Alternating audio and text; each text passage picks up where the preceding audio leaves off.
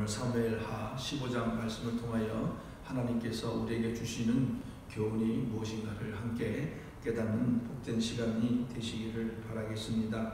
오늘 사무엘하 15장에는 이제 다윗의 아들 압살롬이 구체적으로 반역의 계획을 한 가지 진행해가는 그런 모습을 우리에게 보여주고 있습니다. 4년이란 세월 동안에 압살롬은 오늘 본문에 나와 있는 말씀처럼 백성들의 마음을 훔칩니다. 그리고 왕의 그 모든 것들을 자기가 먼저 왕의 한 일들을 가로채서 자기가 그 일들을 함으로 백성들을 자기에게로 향하도록 만들어가는 작업을 4년 동안에 착실히 해나갑니다. 그래서 그 4년이 지난 다음에 이제 왕에게 청을 합니다.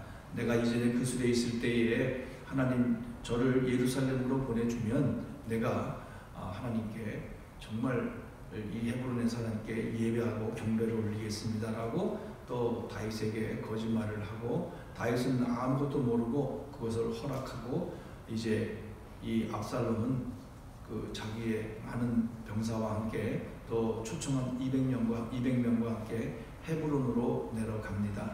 내려가면서 동시에 많은 정탐꾼들을 이스라엘 전 지역으로 보냅니다. 보내면서 신호가 가면 압살롬이 헤브론에서 왕이 되었다라고 선포하라고 모든 계획들을 만들어 놓고 그 일을 진행합니다. 그래서 헤브론에 가서 왕이 되었다는 모든 각지에 선언하게 되고, 드디어는 다윗 왕이 이 소식을 듣고 이제 급히 예루살렘 성을, 다윗 성을 떠나서 도망가는 과정이 구체적으로 15장에 기록되어 있습니다. 그리고 신실한 모든 신하와 그들이 다윗과 함께 떠나고 이제 예루살렘을 성의 제일 끝에 있는 그 집에 궁에서 기다리면서 많은 사람들이 왕의 앞에 지나가는 모습을 보여줍니다. 그 중에 또 특별히 이 본문에서 얘기하는 이때 블레셋 사람 이때가 그 블레셋 지역에서 어려움을 당하여서 다윗에게 망명을 온 지 얼마 되지 않았습니다. 그래서 600명이 또 다윗 앞에 지나갈 때 다윗이 이때에게 말합니다.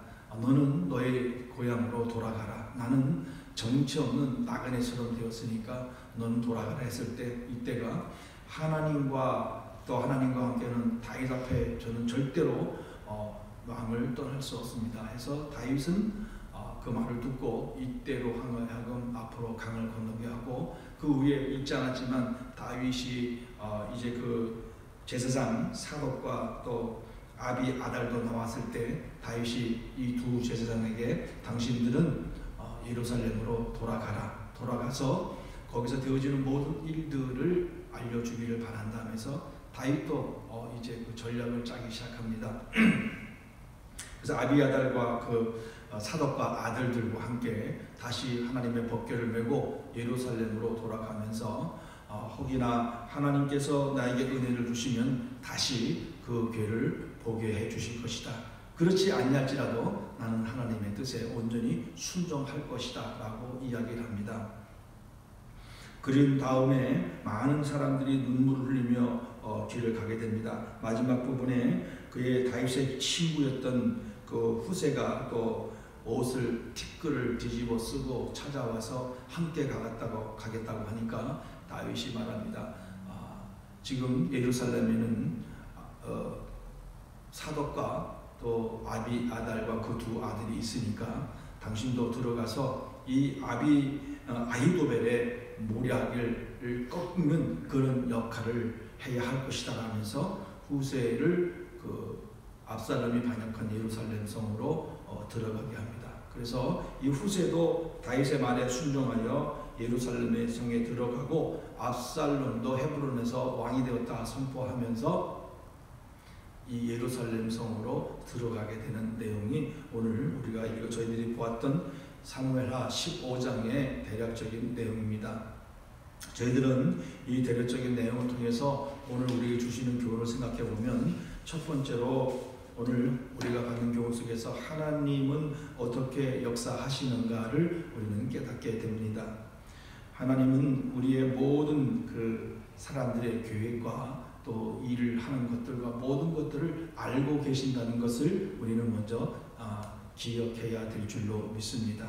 이렇게 압살롬은 자기가 계획하고 자기의 방법대로 또 온갖 수단과 방법을 가리지 아니하고 다윗의 왕의 모든 것 좋은 것들을 자기 것으로 만들어가고 또 백성들의 민심을 자기 것으로 돌려버리고, 그래서 6절을 보면 훔쳤다라고 단어가 나옵니다. 이거는 강제적으로 모든 수단과 방법을 동원해서 사람들의 마음을 뺏는 행동이라고 말했습니다. 그것처럼 오늘 이 압살롬은 그 모든 했던 행동들은 철저하게 하나님의 뜻에 위배되는 그런 모습으로 지금 일을 진행하는 것을 우리에게 보여주고 있습니다. 다윗, 이스라엘은 어떤 나라였습니까? 철저하게 하나님이 계획하시고 하나님이 이끄시고 아브라함의 그 언약을 기억하시고 그 언약대로 약속의 땅으로 이끌어 주셔서, 그리고 하나님이 선택한 다윗을 이스라엘 왕으로 세우셔서 다윗을 통하여 이스라엘을 통치해 가시는 이런 신정 통치가 있는 그런 나라였고 그런 백성이었고 그런 왕이었습니다. 그런데 오늘 본문에서는 이런 하나님의 온전한 뜻을 따르지 아니하고 그저 자기의 방법과 자기의 생각대로 만들어가는 이 압살롬의 모습을 하나님이 다 알고 계시고 있다는 사실을 우리는 깨닫게 되는 겁니다. 16장, 17장, 18장 뒷장을 계속해서 보면은 결국은 압살롬은 비참한 죽음을 맞게 되고 이 압살롬의 반역은 끝이 나게 됩니다. 하나님이 모든 것을 아시고 또 그들의 악한 마음을 아셨기 때문에 이런 모든 과정을 통하여 하나님은 압살롬을 심판하시고 공의로 판단하셔서 이 반역을 물리치시는 그런 놀라운 하나님의 섭리를 지금 우리에게 보여주고 있는 것입니다. 그렇기 때문에 하나님은 모든 것을 아시기 때문에 우리는 하나님 앞에 감출 것이 없다라는 것을 우리는 분명히 기억해야 될 줄로 믿습니다. 하나님 앞에 온전하고 진실된 모습으로 살아가는 것만이 우리가 살아가야 할 길이라는 것들을 다시 한번 깨닫게 되고, 그렇지만 많은 백성들은 하나님이 다 알고 계신다는 사실조차도 잊어버리고 살아가고 있는 안타까운 모습도 많이 있다는 겁니다. 그래서 오늘 하루도 살아가는 우리들은 오늘 하루도 하나님께서 모든 것을 아시고 우리 가운데 계시고 우리를 이끌어 가시고 있음을 분명히 믿고 그 하나님을 의지하고 살아가는 복된 하루가 되어야 될 줄로 믿습니다. 두 번째로 오늘 우리가 받는 교훈은 압살롬은 어떤 사람인가 하는 겁니다. 압살롬 먼저 1절에 보면 그 후에 압살롬이 자기를 위하여 이렇게 표현되어 있습니다. 이것은 하나님이 없고 오직 자신만의 이익과 자신의 그 정권 야욕과 자신의 그 이익을 위하여 모든 계획들을 만들어가는 이 압살롬의 모습을 우리에게 보여주고 있습니다. 아버지의 권력을 탈취하게 하여 자기의 방법과 생각으로 반역을 준비하는 압살롬의 모습을 지금 우리는 보고 있는 것입니다.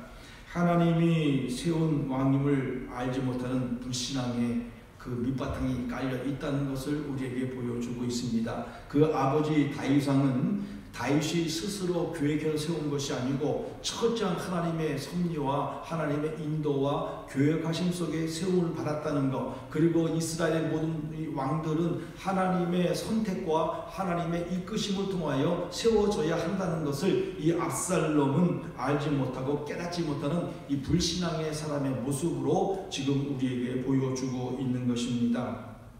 그리고 이 압살롬은 철저하게 거짓말로 백성들을 속이고 있습니다. 자기가 스스로 재판관이라고 이야기하고 있습니다. 그리고 내가 너희들을 정의로 다스리겠다라고 스스로 얘기를 하고 있습니다. 그리고 아버지의 왕의 재판을 가로채는 범죄를 저지르고 있습니다. 왕에게 재판을 받으러 오는 그 백성들을 그 성문 어귀에서 만나서 묻고 그리고 자기가 다 그 문제를 해결해 주면서 최대한 겸손을 가장하여 이스라엘 백성들을 속이고 마음을 훔치는 그 일들을 서심없이 저지르는 이 압살롬의 이 불신앙의 모습을 지금 우리에게 보여주고 있는 것입니다. 거짓과 그리고 자기 생각과 자기 중심 처음부터 끝까지 하나님의 뜻은 생각하지 아니하고 하나님의 은혜는 기억하지 아니하고 오직 어떻게 하면 저 아버지의 권력을 내가 가질 수 있을까? 어떻게 하면 저 권력을 빼앗아서 내 마음대로 할 수 있을까? 이것에만 집중하는 이 어리석은 압살롬의 모습을 보여주고 있는 겁니다. 압살롬은 그가 발견하지 못하고 깨닫지 못한 것은 모든 것이 하나님의 섭리와 하나님의 주권 속에 있다는 것을 압살롬은 깨닫지 못하고 알지 못하고 단지 자기의 계획과 자기의 방법과 자기의 생각대로 이 일들을 만들어가는 어리석은 모습을 우리에게 보여주고 있는 것입니다. 이 압살롬을 바라보면서 오늘 우리 자신들의 모습도 바라보게 됩니다. 우리는 어떻게 살고 있습니까? 정말 하나님의 신실하심과 하나님의 온전하심을 믿고 따라가는 그런 삶을 살기보다는 때로는 우리는 우리들의 방법과 우리들의 생각과 거짓과 욕심과 탐욕으로 인해서 하나님의 사랑을 잊어버리고 하나님의 뜻을 깨닫지 못하고 이것이 하나님의 뜻이라는 착각 속에서 살아갈 때가 얼마나 많이 있습니까? 우리는 이런 압살롬의 잘못된 행동을 다시 한번 교훈받아서 하나님은 살아계시고 우리의 모든 것을 아시고 이끌어 가신다는 것을 분명히 기억하고 그분 앞에 온전한 모습으로 서 있는 저희들이 되어야 될 줄로 믿습니다. 하나님은 어떤 사람을 기뻐하시겠습니까? 압살롬을 기뻐하시겠습니까? 압살롬처럼 사는 사람들을 기뻐하시겠습니까? 하나님이 기뻐하는 것은 온전하고 순전하고 깨끗하고 온전히 하나님을 의지하고 바라보는 다윗과 같은 그런 모습으로 살아가는 자들을 하나님이 기뻐하실 줄로 믿습니다. 우리도 이런 자리에 들어가는 저와 여러분들이 되시기를 바라겠습니다. 마지막으로 세 번째로 이 다윗은 어떠한 모습을 가지고 있었는가? 이런 고통과 환난을 당했음에도 불구하고 사랑하는 아들에게 반역을 당했음에도 불구하고 그들은 다윗은 피하면서도 온전히 하나님을 의지하는 모습이 나와 있습니다.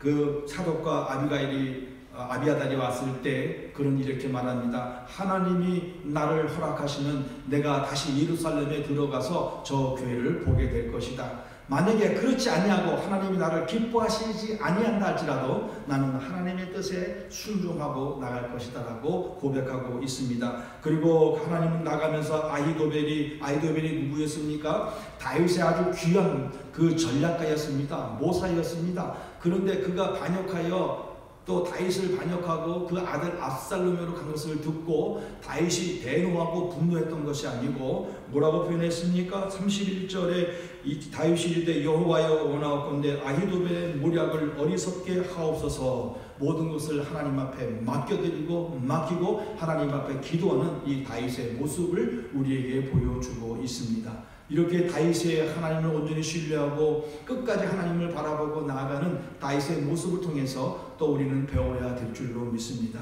이 치열한 영적 전쟁 속에서 우리가 압살롬처럼 살지 아니하고 하나님이 모든 것을 아시는 가운데 우리가 다윗과 같은 모습으로 살려고 할 때 우리에게 이 시간에 필요한 것은 오직 하나님을 의지하고 신뢰하고 기도하고 말씀을 내 마음판에 새기고 살아갈 때에 우리는 이렇게 살아가는 첫 출발점이 된다는 것을 기억하고 오늘도 하나님의 말씀 속에 간절히 하나님 앞에 기도하며 우리의 모습을 돌아보고 하나님 앞에 바로 서는 삶을 살게 해달라고 기도하는 저와 여러분들이 되시기를 간절히 바라겠습니다.